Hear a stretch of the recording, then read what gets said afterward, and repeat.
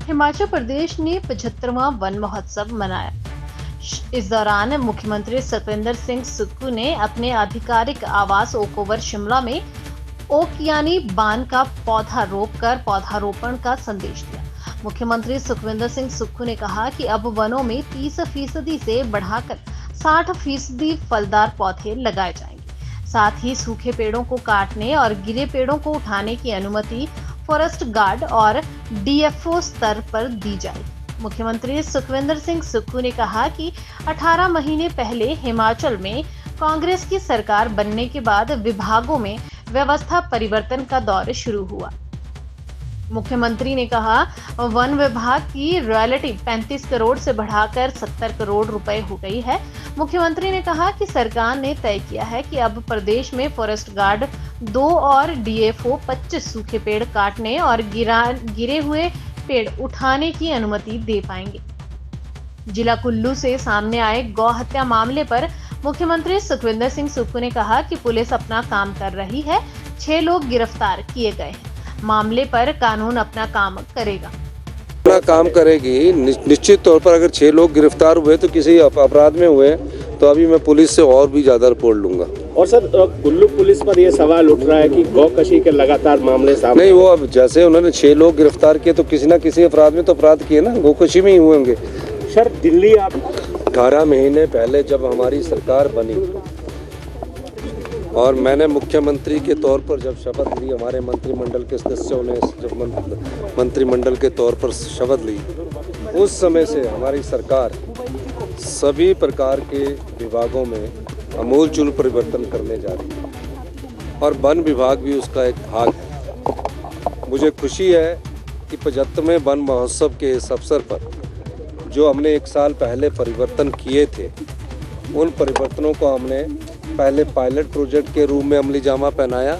आज पूरे प्रदेश में हम उनको लागू करने जा रहे हैं। क्या थे ये परिवर्तन? अगर कहीं रेंज में सूखा पेड़ गिर जाता था उसको हम उठा नहीं सकते थे, और कोई बरसात के समय भारी तबाही आपदा के समय हुई, पेड़ सड़कों पर गिर गए, उसकी परमिशन को समय लग जाता था।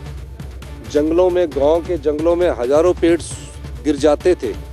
तो हमने एक परिवर्तन किया कि अब डीएफओ जो कंसर्न बीट का होगा, वो जितने पेड़ गिरे होंगे उनको उठाने का अधिकार उनको दे दिया गया है। दूसरा, जो सूखे पेड़ होते हैं जो किसी कारण बाद धीरे धीरे सड़ने शुरू हो जाते हैं, उन सूखे पेड़ों का भी अधिकार उन डीएफओ और रेंज ऑफिसर और इवन डिप्टी रेंज ऑफिसर और गार्ड तक हमने दे दिया है।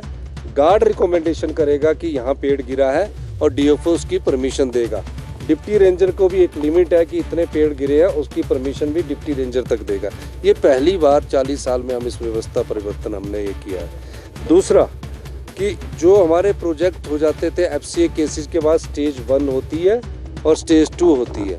हमने कहा जो भी लीनियर प्रोजेक्ट होंगे, जैसे एनएचआई की 4 लेन बननी है तो स्टेज 2 आने में 6 महीने लग जाते हैं, रोड खड़ा हो जाता है। तो जो भी रोड अपन हमारे बनेंगे उसमें भी डीएफओ को ये पावर दे दी गई है कि वो स्टेज 1 के बाद उन पेड़ों को कटवाने की अनुमति दे सकता है। तीसरा, जो महिला मंडल है, अगली बार उनको हम उनकी जो फॉरेस्ट बीट होगी उसका कोई एक भाग उन महिला मंडल को फलदार पौधे उगाने के लिए हम देना चाहते हैं, और फलदार पौधे उगाने के बदले उन्हें पैसे मिलेंगे और उनकी सुरक्षा करने के लिए भी उन्हें पैसे मिलेंगे। इस प्रकार की नीति बनाने की हम अगले साल से सोच रहे हैं। चौथा, हम आज ही फैसला कर लेंगे जनवरी महीने तक कि किन किन बीटों में हमने कौन कौन से पेड़ लगाने हैं।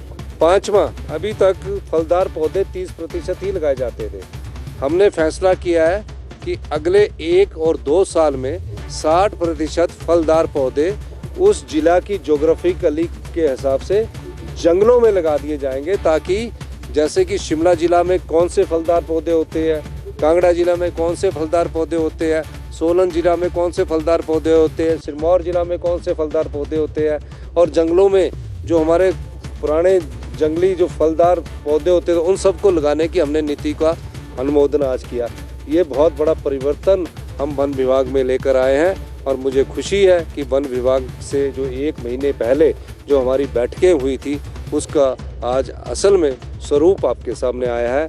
और वन विभाग के रूप में सभी जिलों से भारतीय जनता पार्टी के भी जितने विधायक हैं, सबको ये है कि सब फॉरेस्ट डिपार्टमेंट के अधिकारी 68 के 68 विधायकों के पास जाकर जिस प्रकार का वो पौधारोपण करना चाहते हैं उस दिशा में आगे बढ़े।